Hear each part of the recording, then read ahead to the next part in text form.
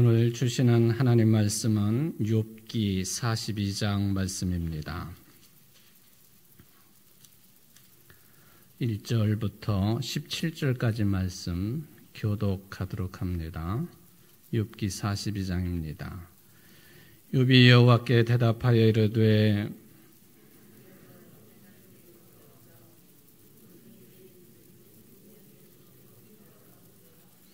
무지한 말로 이치를 가리는 자가 누구니이까? 나는 깨닫지도 못한 일을 말하였고 스스로 알 수도 없고 헤아리기도 어려운 일을 말하였나이다.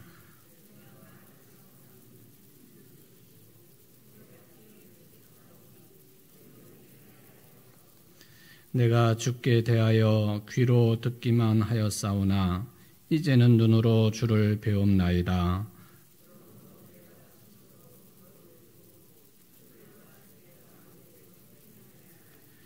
여호와께서 욥에게 이 말씀을 하신 후에 여호와께서 대만 사람 엘리바스에게 이르시되 내가 너와 네 두 친구에게 노하나니 이는 너희가 나를 가리켜 말한 것이 내 종 욥의 말같이 옳지 못함이니라.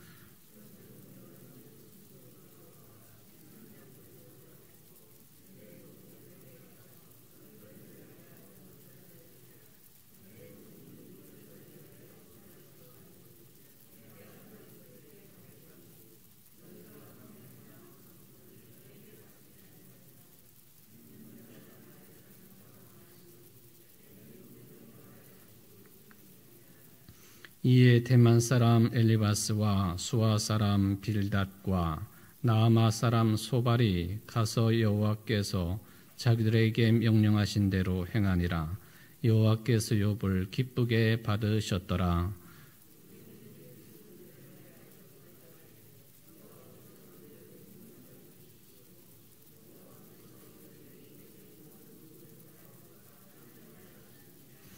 이에 그의 모든 형제와 자매와 이전에 알던 이들이 다 와서 그의 집에서 그와 함께 음식을 먹고 여호와께서 그에게 내리신 모든 재앙에 관하여 그를 위하여 슬퍼하며 위로하고 각각 캐시타 하나씩과 금고리 하나씩을 주었더라.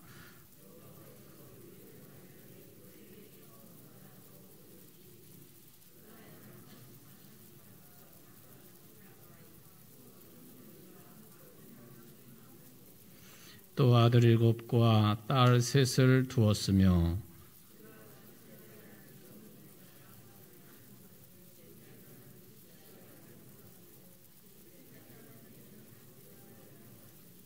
모든 땅에서 욥의 딸들처럼 아리따운 여자가 없었더라.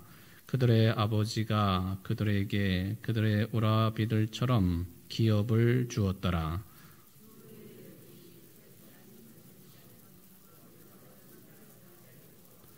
욥이 늙어 나이가 차서 죽었더라. 아멘. 오늘 욥기 42장 말씀, 욥기의 마지막 장인데 이제 두 번째 우리가 교독을 해보았습니다.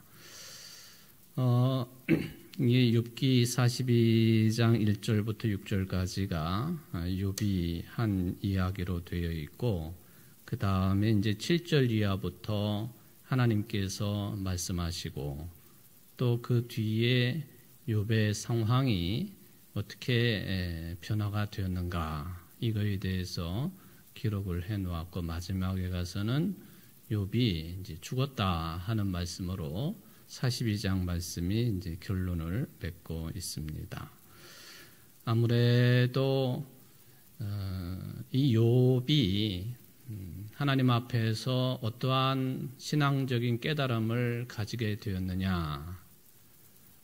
욥이 자신의 실수와 잘못을 또 오늘 본문에서도 몇 차례 언급이 되는 것처럼 욥도 하나님 앞에 잘못을 저질렀고 옳지 못한 말을 했고 행동을 했고 또 욥의 세 친구들도 그러했다 하는 것처럼 욥이 하나님 앞에서 이제 뭐 해서는 안 되는 말들도 했을 수 있겠고, 또 해서는 안 되는 행동도 한 것이 있을 수 있겠고, 그렇지 않습니까? 근데 이제 이 모든 것들을 뒤로 하고 이제 마지막 결론 부분에서 욥이 하나님께 하나의 신앙 고백을 하게 되는데, 그게 이제 1절부터 6절까지 나오는 내용 중에 여러분 그게 5절 말씀이 가장 핵심적인 내용이다라고 하는 것을 다시 한번 확인해 봅니다. 내가 주께 대하여 귀로 듣기만 하였사오나 이제는 눈으로 주를 배움나이다 하는 이 고백을 했습니다. 하나님께 대한 욥의 신앙관이 바로 서게 되었다.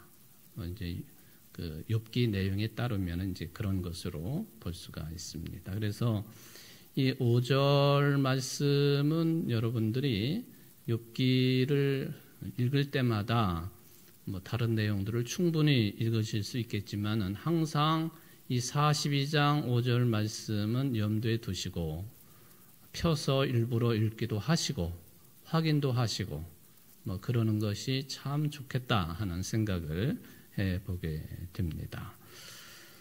여러분 이제 욥이 큰 재앙을 만나가지고 친구들에게서 좋은 소리를 들은 게 아니고 욥이 참 싫어하는 소리를 계속 듣지 않았습니까? 네 죄 때문에 이런 재앙이 너에게 주어진 것이다.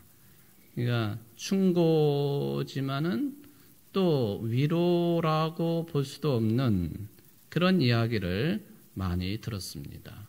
그러나 아무리 길게 이 욥기에서 그런 내용들이 차지하고 있다 할지라도 욥은 이 친구들의 이러한 말, 대화를 통해서 자기가 왜 이런 재앙 가운데 있게 되었는가 하는 것에 대한 그 해결책을 얻어야 되는데 도저히 욥의 친구들과의 대화, 논쟁, 경론 이런 것을 통해 가지고는 그 해답을 얻을 수가 없었습니다.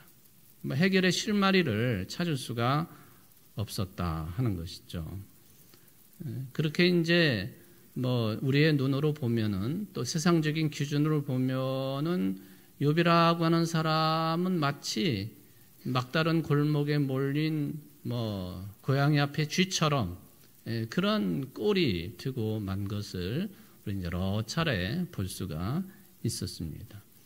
그러나 이제 욥이 이제는 인간들인 내 친구들 또 그동안에도 막 가깝게 지냈고 서로 협력을 할 수 있었던 그런 사람들을 통해서는 이 대단한 재앙, 그 문제 앞에서 해결책을 얻을 수 없으니 이제 하나님에게 직접 판단을 받아봐야 되겠다 하는 그런 생각을 가지게 된 것이죠.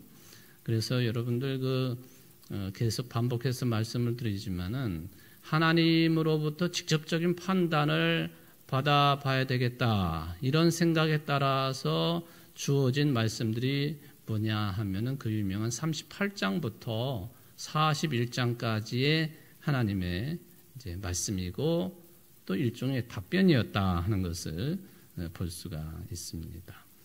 바로 이런 38장부터 41장까지의 하나님의 말씀을 듣고 난 다음에 욥이 한 말이 그 유명한 42장 5절 말씀이라는 거죠. 38장부터 41장까지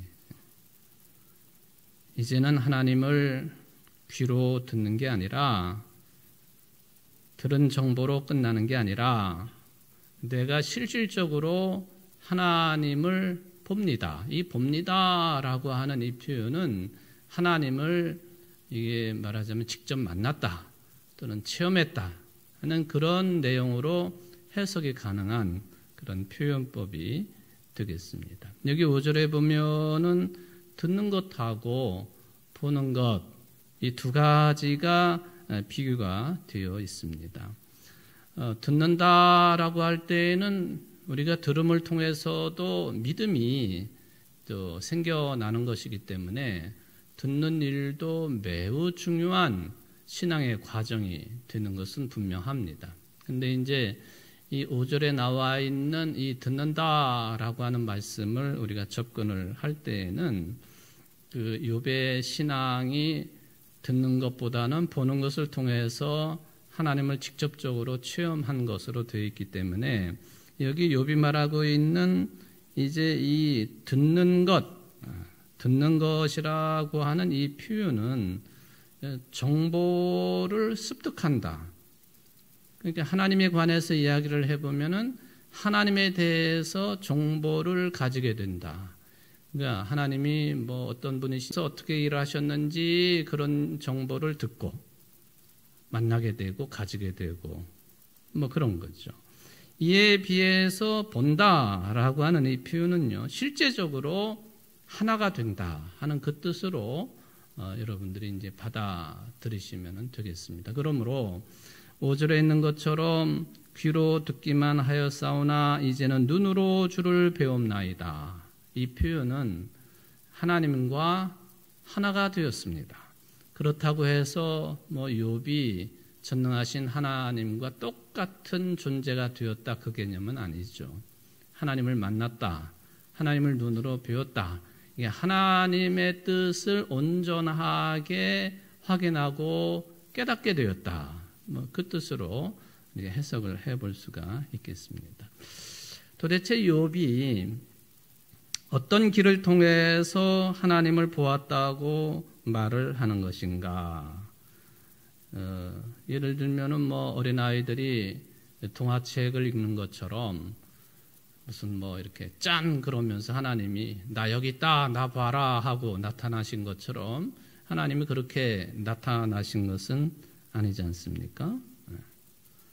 그러나 하여튼 하나님을 만나고 하나님을 체험하고 경험한다고 하는 것, 이거는 우리들 신앙에 있어서 핵심적인 내용인데, 그래서 이 5절에 눈으로 배웠다, 하나님과 하나가 되었다 하는 이 말씀을 좀 더 잘 생각해 봐야 되고 또 그 깊이에 들어갈 필요가 있겠다 하는 생각을 해보게 됩니다. 여러분 뭐 각자가 다 다르기 때문에 여러분들은 하나님 체험을 뭐 하나님 경험이라고 해도 좋겠고요. 또 하나님을 만나는데 그게 어떻게 이루어지느냐, 여러분 각자에게 있어서 한번 좀 이렇게 생각을 정리를 해 보셨으면 좋을 것 같습니다. 또 다르게 표현하면은 내가 하나님을 믿는다 그렇게 신앙 고백을 하는데 어떻게 믿느냐라고 질문이 들어오면은 뭐 내가 하나님에 대해서 많이 들었습니다. 또 성경책을 많이 읽었습니다. 그러므로 내가 믿습니다. 이렇게 얼마든지 말할 수 있지 않겠습니까? 그건 결코 틀린 이야기, 표현이 아니겠습니다. 그런데 조금 더 깊이 들어가 가지고 하나님을 실질적으로 만났느냐, 하나님을 실질적으로 체험하고 경험했느냐, 이거 이렇게 질문이 들어온다고 한다면 뭐 저도 그렇고 여러분들도 이게 구체적으로 뭔가 언급한다고 하는 것이 일단 부끄럽기도 하고요. 또 어떤 경우에는 그런 체험이 아예 없으니까 말하기가 어려운 거죠. 그냥 뭐 건성건성 하나님에 대해서 아는 정도이지 교회 생활을 오랫동안 했다고 해도 뭐 그냥 습관적으로 신앙의 삶을 이루어간다든지 또는 뭐 집안의 분위기 때문에 어쩔 수 없어가지고 부모나 선조들의 영향 때문에 그저 교회나 왔다 갔다 할 정도라고 한다면 실제적으로 하나님을 만났느냐, 하나님을 체험했느냐, 하나님과 하나 된 경험이 있느냐 하는 이 질문 앞에 우리는 머뭇거릴 수밖에 없겠다 하는 생각을 해보게 됩니다. 한마디로 말하면 이런 질문에 답변에 자신이 없다. 저한테 여러분들이 물어봐도 물론 저는 이제 이렇게 정리해가지고 여러분들에게 나는 이렇게 해가지고 어느 때 뭐 또는 어떤 곳에서 하나님이 살아계심을 체험했습니다라고 말할 거리는 있겠습니다만은 그게 여러분들에게 얼마나 유익이 되겠습니까? 그래서 오늘 이런 질문들 또 우리 자신들의 현 상태를 좀 생각하면서 말씀을 좀 따라가 보도록 그렇게 하겠습니다. 자, 38장부터 41장까지 비슷한 이야기가 반복되었다라고 하는 이 표현을 내가 여러 번 반복을 했습니다. 그렇지 않습니까? 38장부터 41장까지 이는 이제 자연에 관한 그런 말씀을 주셨죠. 자연에 대해서 말씀을 하시는데 우리가 자연을 접할 때에 그냥 눈으로 볼 수 있는 그런 내용만을 언급할 수가 있겠지만은 여러분 참 놀랍게도요. 자연은 그냥 우리가 눈으로 보는 것 이상의 깊이와 그리고 아주 비밀스러움을 간직하고 있는 것이 자연이다. 그렇게 봐야 됩니다. 사실 그렇고요.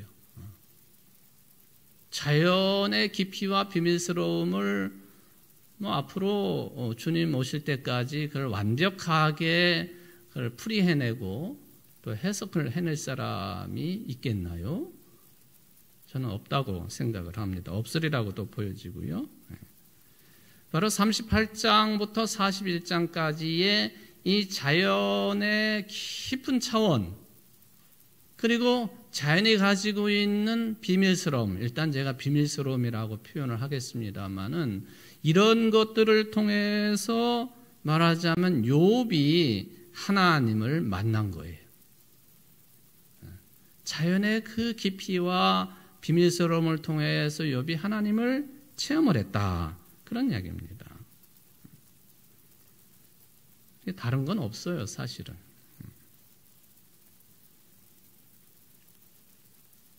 그런데 38장부터 41장까지를 보면은 욥이 내가 자연의 이런 부분을 보았고 이런 것을 경험을 했고 뭐 동물이든 또 일반 식물의 자연이든 간에 자연 세계를 내가 이렇게 체험하고 직접적으로 만났고 만져보았고 뭐 이런 표현은 없어요. 38장부터 41장까지를 계속 읽어보면은 하나님은 욥에게 계속해서 너 이런 걸 봤냐? 그렇게 묻지 않습니까? 그러니까 욥이 그런 깊이까지 들어가지는 못했지만은 하나님은 욥에게 계속 묻습니다. 너 자연에 이런 것을 보았니? 그러니까 이런 것을 네가 진짜 알고 있느냐? 그런 투로 계속 욥에게 하나님께서는 질문을 하셨습니다. 그런 표현들이 많이 나왔죠. 뭐 우리가 잘 알고 있는 뭐 동식물 세계가 나오기도 하고 그렇죠. 그러나 또 뭐 리워야단 같은 그런 존재들의 언급도 나오기도 하고요. 이런 걸 보았느냐? 따라서 내가 이런 것을 알고 있느냐 하는 이 하나님의 질문은요. 자연 세계의 깊이와 신비함을 네가 어느 정도 알고 있느냐 그 질문이에요. 그렇죠. 우리가 그냥 상상만 해보아도 여러분들이 뭐 예배당 공간 안에 이제 앉아 계시니까 바깥 세계의 어떤 자연에 대해서 지금 접하는 것은 아니지만은 생각으로 이렇게 정리만 해보아도 자연 세계는 신비한 거죠. 그리고 우리가 알고 있는 자연에 대한 피상적인 지식 훨씬 더 깊은 깊이를 가지고 있다. 이건 분명합니다. 그러니까 하나님께서 네가 이걸 아느냐, 네가 봤느냐 하고 계속 질문을 합니다. 이런 걸 아느냐, 이런 것을 봤느냐, 자연이 가지고 있는 깊이를 또 자연이 가지고 있는 어떤 신비함을 한 가지 단어를 이제 신앙적인 용어입니다만은 하나님께서 욥에게 자연에 대해서 계속 언급하시고 계시는 것은 그 의도가 뭐냐 하면은 자연이 가지고 있는 초월성 때문에 그렇습니다. 초월성. 뭐 초월을 한다. 뭐 그런 표현 우리가 자주 사용하지 않습니까?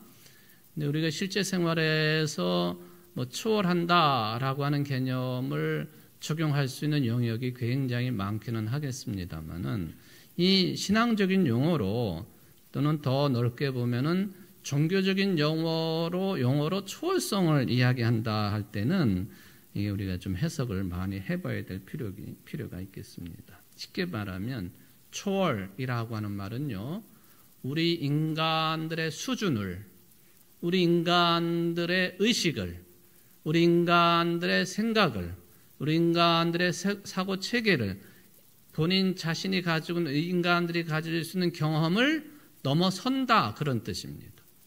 그러니까 자연의 초월성, 그러면 자연에 대해서 우리가 생각하고 있는 바, 정리하고 있는 바, 경험한 거 많이 이야기할 수 있는데 훨씬 뛰어넘는 것이다. 자연 세계는. 그게 이제 초월 또는 초월성이 가지고 있는 개념이라고 볼 수가 있겠습니다. 우리 인간 제한적이고 유한하고 부족하고 또 신앙적으로 표현하면 죄로 똘똘 뭉쳐있는 우리 인간 너머에 있는 게 자연이다. 이제 그런 뜻이 됩니다. 이게 말하자면 자연의 초월성이다. 근데 실제적으로 보면은 어떤 분들은 자연 세계하고 매우 가깝게 생활을 하시는 분들이 참 많아요. 저만 해도 심성이 아주 메마른 사람이라서 자연을 보고 뭐 감탄을 하고 그냥 뭐 뷰티풀 그러고 아름답다 그러고 대단하다 그러고 잘 못해요. 우리 충청도 사람들이 더군다나 속에는 생각이 있어도 잘 드러내질 못하죠. 날 사랑해요? 뭘 그걸 물어봐. 다 알면서. 자연이 아름답죠? 뭐 당연한 거지 뭐. 이런 정도 아닐까요? 근데 실제적으로 자연에 대해서 늘 감탄을 금치 못하는 그 늘 감탄하면서 생활하는 분들이 우리 주변에 의외로 많아요.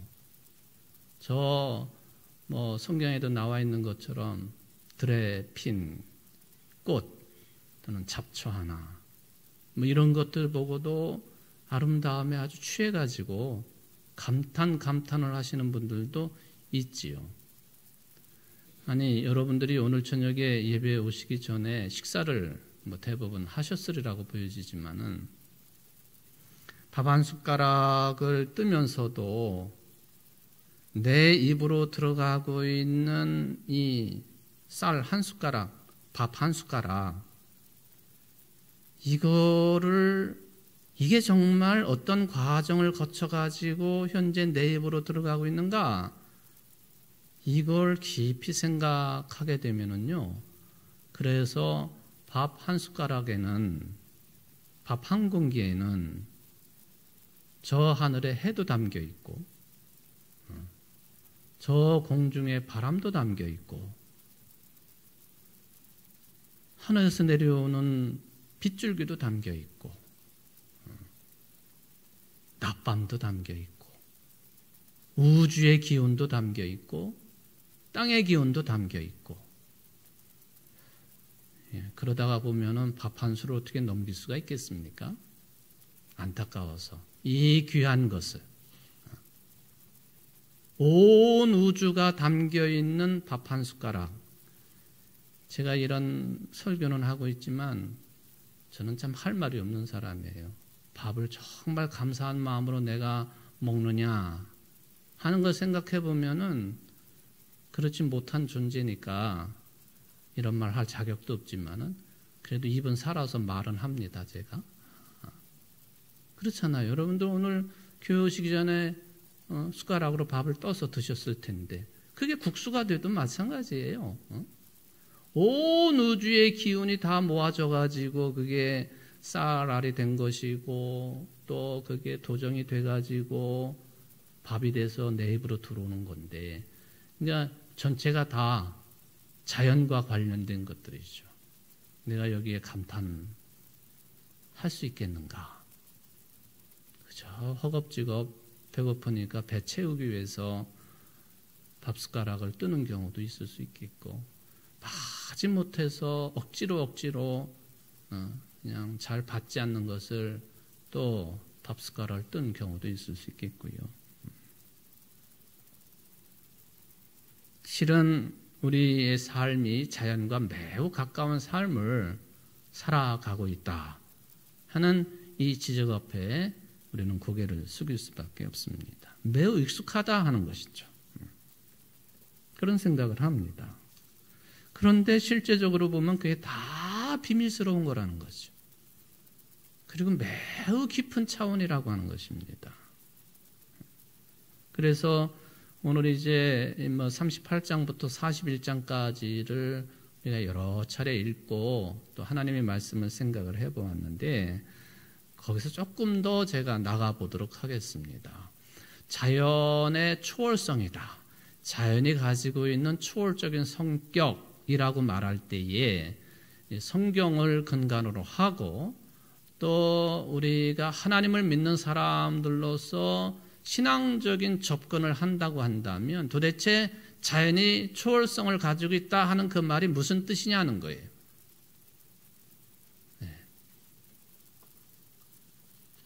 자연이 우리를 초월하고 인간을 초월한다 하는 이 말씀은 하나님께서 창조하신 영역이기 때문에 가능한 표현이다 하는 것입니다.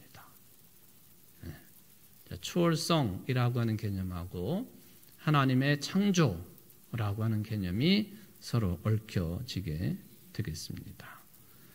바로 38장부터 41장까지 네가 이것을 아느냐, 네가 이걸 보았느냐, 이게 이제 뭘 의미하는지를 지금 제가 말씀을 드리는 것인데, 이 모든 자연현상들 보는 게 자연스럽고 또 느끼는 게 자연스럽고 하긴 하지만은 바로 이 모든 자연의 세계는 우리 인간들을 초월해 있다고 하는 것. 왜 초월해 있다고 말하느냐? 하나님께서 창조하셨기 때문에 초월해 있는 것이다 라고 말하는 거죠. 여기에 이제 자연을 보면서도 참 아름다워라 뭐 이렇게 찬송을 부르기는 합니다만은 이제 초월성이라고 하는 것까지 연결은 잘 안 되는데, 어쨌든 간에 하나님께서 창조하신 자연이기 때문에 우리 인간들을 초월하는 그런 영역이다 라고 하는 그 말씀입니다. 근데 이것을 극렬하게 반대하는 사람들이 우리 주변에는 굉장히 많습니다. 뭘 반대하는 것이냐? 이 세상 모든 만물을 하나님께서 만드셨다고 하는 것에 대해서 반대하는 사람들이에요. 그렇죠. 뭘 하나님이 만드셨느냐고. 원래부터 있었던 것들이고, 그리고 이런 것들이 점차적으로 진화를 해가지고 오늘과 같은 모습을 가지고 있는 것이지 무슨 창조주가 따로 있고 뭐 그러냐 하는 반발을 하는 사람들이 우리 주변에는 의외로 많습니다. 그러니까 자연도 이야기할 때 자연이 무슨 뭐 초월적이냐, 무슨 신비함이 있고 또 그 깊이가 얼마나 대단하다고 그러느냐 하는 건 마찬가지입니다. 제가 이제 42장을 다루면서 그 이세돌 씨하고 알파고의 그 바둑 대결에 대한 말씀을 드렸는데, 봐라, 이 인공지능에 의해서 움직이고 있는 뭐 알파고 예를 들면은 알파고 한번 봐라 하는 것이죠.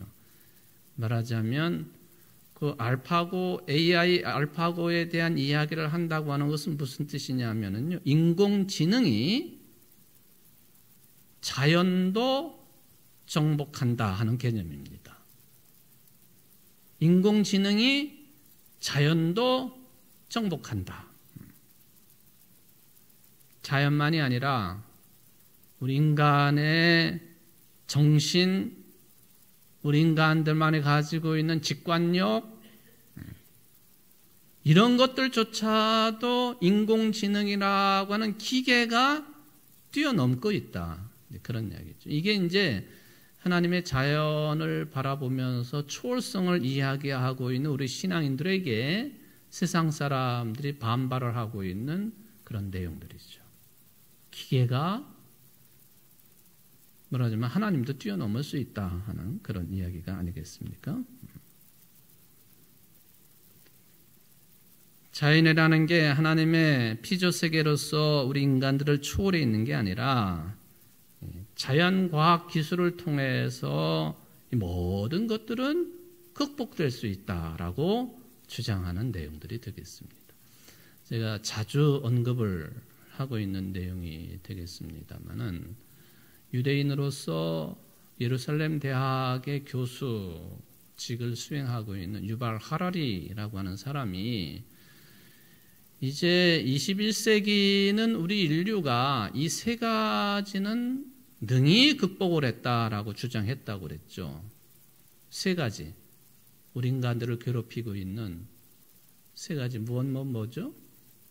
하나는 그냥 순서 없이도 한번 말해 보세요. 세 가지. 유발 하라리가 말했다고 하는 세 가지. 굶는 거, 기아. 싸우는 거, 전쟁. 또 하나, 지금도 우리가 아직 벗어나지 못한 터널인데요. 코로나 같은 전염병, 역병이죠, 역병. 이 세 가지를 21세기에 우리 인류가 극복했다고 했어요. 유발 하라리라고 하는 유명한 사람이에요.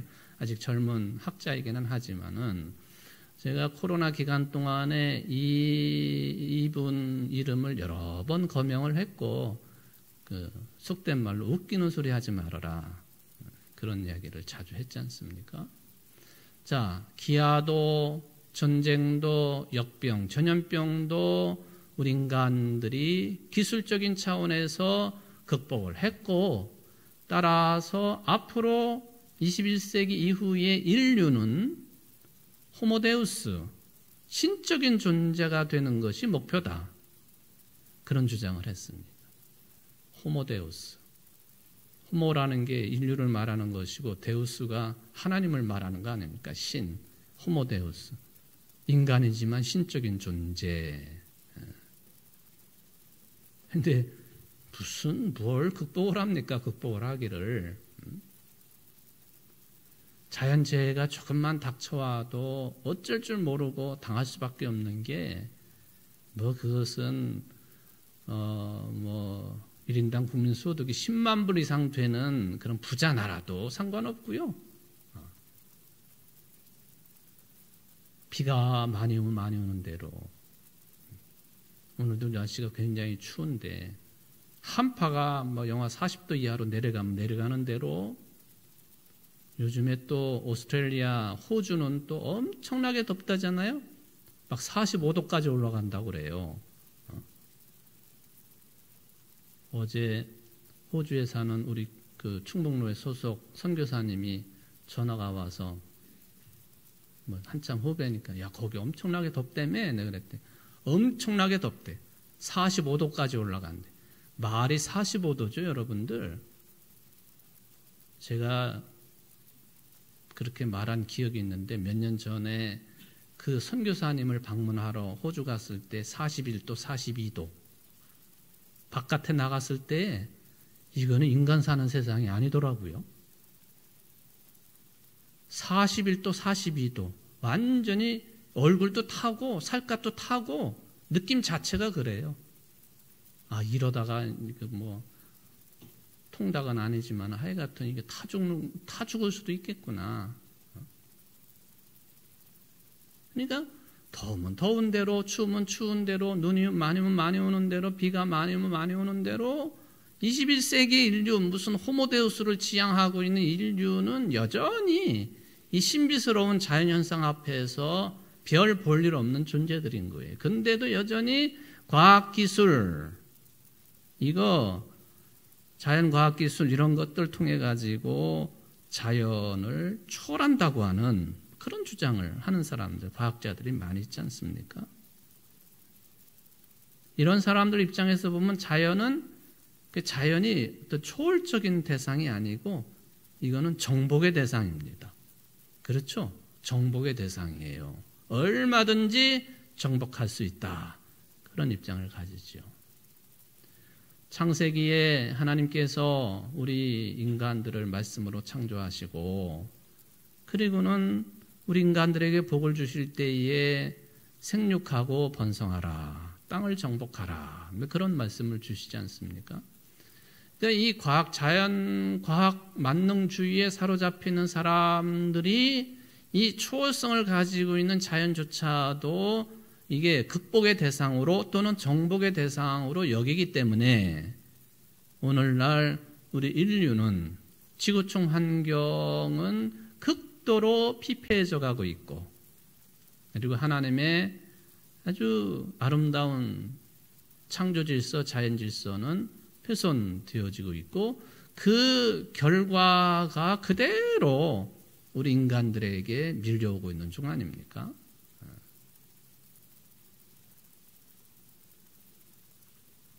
근데 우리 교회는 이런 거에 대한 경각심을 가지고 지금도 매월 한 번씩 지구를 살리기 위한 그런 운동, 그게 여러분들이 얼마나 동참하시는지 제가 확인할 길은 없지만은 그걸 모토로 삼고 그래도 교인들에게 안내를 하고 이 자연 환경을 보존하자고 또 하나님이 만들어 놓으신 초월성을 가지고 있는 자연이 회복하는 일에 우리가 조금이라도 일조를 해야 되겠다 하는 운동을 우리 교회는 하고 있죠. 이런 거에 아예 관심 없는 교회들이 너무나도 많은 거죠. 어떻게 보면요, 우리들이 가지고 있는 하나님을 향한 신앙, 이게 큰 위기에 이제 봉착을 하게 되어 있다 해도 틀리지 않겠습니다. 지금까지 이제 기독교에 대해서 매우 비판적으로 이야기를 하고 글을 쓰고 중주봉을 쥐고 그렇게 기독교를 비난을 했던 사람들 우리 이제 역사 속에 굉장히 많죠. 대표적인 인물이 누구냐? 칼 막스 같은 사람들 우리 기독교 또는 기독교를 주로 이야기한 겁니다만은 종교라고 하는 것은 민중의 아편이다. 그렇게까지 표현을 했습니다. 민중의 아편이다. 그러니까 못 배우고 뭘 모르는 사람들이나 하나님을 믿고 의지하고 기도하고 그러는 것이지 민중의 아편이다. 또 포에르바하 같은 사람들은요, 이 종교를 가지고 인간 욕망의 환상이다. 이런 표현들을 이외에도 프로이트 같은 사람도 초자야라고 하는 표현도 하고 수많은 기독교적인 신앙을 비하하는 그리고 아예 그것을 짓뭉개버리는 그런 이야기들을 비난을 엄청나게 쏟아붓은 것이 사실입니다. 그런데 한편으로 보면은 어떤 이 기독교를 말하자면은 변호하고 옹호하고 또 이 신앙을 우리가 나름대로 정리를 해가지고 하나님에 대해서 이제 신앙 고백을 하고 또 복음도 전하고 하면서 얼마든지 아무리 칼 막스가 종교는 민중의 아편이다 그런 말을 했다고 하지만은 여지없이 그런 것들을 깨부술 수 있는 능력과 내용을 우리는 가지고 있지 않습니까? 그런데요, 이 자연과학 기술 이거는 이러한 사람들의 사상적인 어떤 포교 또는 기독교 정신을 가로막는 이런 사상들에 비해서 훨씬 더 위협적이다. 그렇게 평가를 합니다. 이게 대표적인 게 이제 인공지능의 발전이죠. AI의 발전이다. 그렇게 이야기를 합니다. 말하자면은 잘 발달이 된 기술 만능주의에 사로잡혀 있는 그것이 종교는 민중의 아편이다라고 하는 이런 주장보다도 훨씬 더 기독교에 위협적이다 하는 겁니다. 왜? 우리가 그런 지배를 현실적으로 받고 있기 때문에 그래요. 여러분들이 모두 다가 이제 어르신들도 다 휴대폰을 가지고 사용하시지 않습니까? 어느 정도 뭐 요새 깨똑깨똑 하는 것도 다 사용하실 줄 알고 뭐 문자도 보내시고 또 뭐 손자녀들 예쁜 모습들 찍어가지고 친구들한테도 보내고 뭐 누구한테도 보내고 손자 자랑하려면 2만 원씩 내라고 그래도 자랑하고 싶고 휴대폰으로 그렇게 하지 않습니까? 근데 저는 그 정도예요. 사실은 휴대폰에 관한 지식이 또 사용의 깊이도 마찬가지고 더 이상 잘 못해요. 요즘에 좀 배운 것이 휴대폰으로 뭐 송금할 수 있는 정도, 그 정도는 제가 배웠어요. 근데 그것도 참 쉽지 않더라고요. 그런데 요즘 젊은 세대들은요, 이 인공지능이 탑재되었다고 할 수 있는 이 휴대폰 하나면은 모든 삶이 다 가능해요. 신비할 정도로 가능해요. 어디 뭐 해외여행도 휴대폰 하나 있으면 길 찾아가는 것도 문제없고 휴대폰에다가 앱을 깔으면 뭐 어느 나라 말이든지 다 이게 뭐 거기서 일상적인 회화를 할 수 있을 만큼 그런 내용들이 저장되어 있고요. 그 외에도 엄청나게 많은 기술들이 여기 휴대폰에 탑재되어 있다. 이것 하나만 봐도 그렇다는 거예요. 선생님들이 할 수 있는 일, 휴대폰이 다 할 수 있는 시대입니다. 말하자면 우리가 흔히 하나님께 대해서 쓰던 말이 전지전능이라고 하는 표현을 사용을 했는데 요즘 젊은이들에게는 휴대폰이 전지전능한 말하자면 하나님은 아니지만은 그 능력을 가지고 있다는 거죠. 그러니까 이러한 젊은이들에게 또 이러한 신인류들에게 하나님을 어떻게 우리가 전할 수 있겠느냐. 숙제 중에 숙제입니다. 참 무거운 위기의식 속에 들어있다 하는 것이죠. 그런 차원에서 보면은 이 욥기 42장에 나오고 있는 하나님을 눈으로 본다라고 하는 이 고백, 단순히 믿으면 된다 그런 차원이 아니라 실질적인 차원에서 우리가 따라가고 또 21세기에 또 뭐 MZ세대든지 젊은이들에게 또 하나님을 알지 못하는 세상 사람들에게 새로운 표현과 새로운 말로 해석해 내야 된다라고 하는 것을 우리에게 안내해주고 있는 소중한 뜻이 이 눈으로 본다라고 하는 이 말씀 속에는 들어있다는 거죠. 그러니까 욥이 한 이 말 5절에 있는 이 말씀 귀로만 들었는데 이제 눈으로 뵙니다 라고 하는 이 표현이 그냥 고리타분하게 옛날에 주어진 그런 의미를 훨씬 뛰어넘는다 하는 거죠. 21세기 앞으로 21세기에도 이 말씀 한 절 붙잡고 얼마든지 씨름할 수 있고 또 새로운 제안을 할 수 있고 또 새로운 길을 안내할 수 있는 그런 그 말씀으로 이 5절 말씀을 받아들일 수 있다 하는 것이죠. 눈으로 본다고 하는 것은요. 이것까지만 제가 말씀을 드리겠습니다만 교회에서 이제 성찬을 베풀지 않습니까? 성찬. 여러분 설교 다음에 성찬은 항상 뒤에 붙어 있죠? 그렇죠? 이 순서 어기면 안 되는 거예요. 설교 끝난 다음에 성찬을 베풀도록 되어 있습니다. 오늘 이 5절에 있는 말씀, 이 표현만 가지고 이 두 가지 내용을 이제 해석을 해본다면은 둘 다 하나님의 말씀이에요. 설교도 하나님 말씀이고 성찬도 하나님의 말씀이란 말이죠. 그런데 설교는 귀로 듣는 말씀이고, 그렇죠. 성찬은 눈으로 보는 말씀이다. 또는 눈으로 받는 말씀이다. 그런 개념이 거기 들어있다는 거죠. 그래서 이게 성찬을 받는다고 하는 눈으로 볼 수 있는 하나님의 말씀, 이것을 받는 것이 21세기가 되든 22세기가 되든지 간에 이거는 대단한 뜻을 가지고 있다. 그런 차원에서 보면요, 가톨릭이 훨씬 더 강점이 크다. 그렇게도 봐요. 거기는 매 미사 때마다 매주에 성찬을 받지 않습니까? 이거 성찬을 받지 아니하면은 교인으로서의 의무를 다 못하는 거예요. 이건 고해성사하고도 관련이 되어 있는 내용인데요. 근데 우리는 가끔 성찬을 받으니까 눈으로 받는 하나님의 말씀에 대한 소홀함이 우리는 굉장히 그러니까 약화된 약점을 가지고 있는 우리 개신교의 모습이다. 이제 그렇게 표현할 수 있죠.